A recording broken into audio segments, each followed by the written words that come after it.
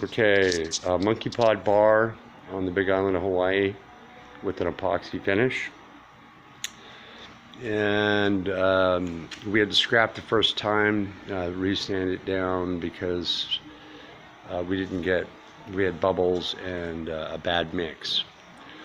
Now she's starting to set up and you get these little bubbles going. And a little trick we learned is to take a heat gun and you heat up where the bubbles are, and that pops them.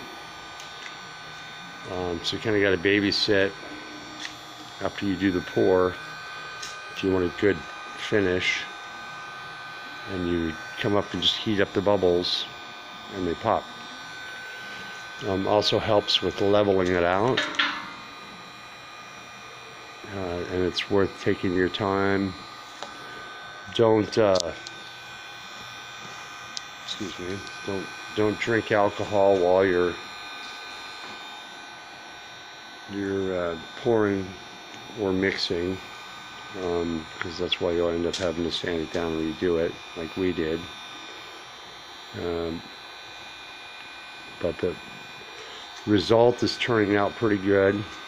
There's a few other ways to do this, but we decided we're going to sand it all the way back down and start over.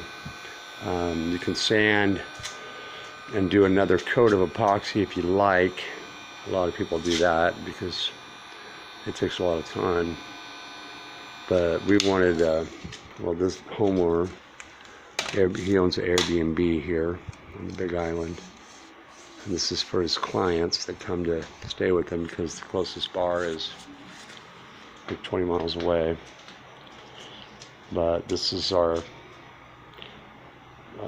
end result. At this point, as it sets up, the bubbles come and we use a heat gun to pop them.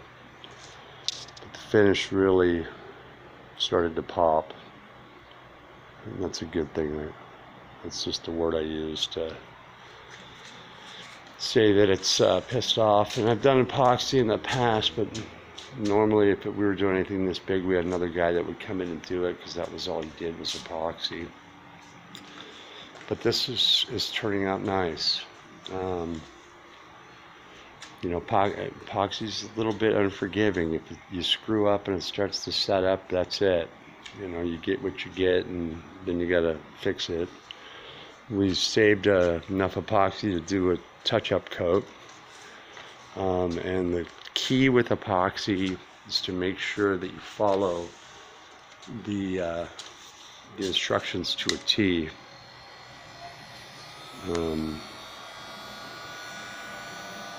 And you'll end up with a really good result if you're patient, and that's the trick. If you're not a very patient person, you might be better off finishing what you do with polyurethane, because that's way more forgiving than epoxy. But the protection that you get with epoxy, you don't get with polyurethane.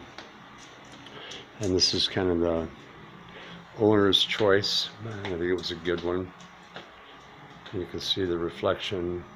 You get a high quality finish. And well worth it, but you got to be patient. So anyway, how to recover a botched epoxy job. Anyway, we learned it and sharing it with you. Have a good day.